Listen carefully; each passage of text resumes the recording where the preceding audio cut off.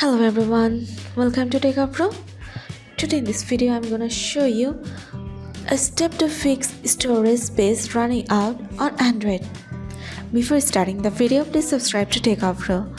So let's get started. For this, you have to open your Chrome browser.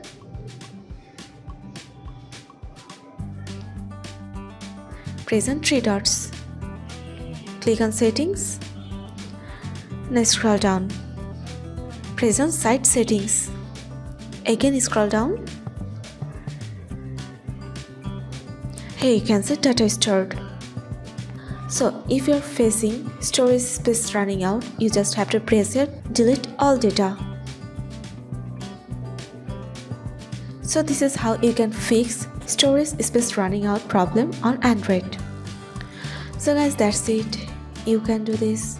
I think this video is very helpful to you. If it was, then give a thumbs up and hit the subscribe button, and thanks for watching.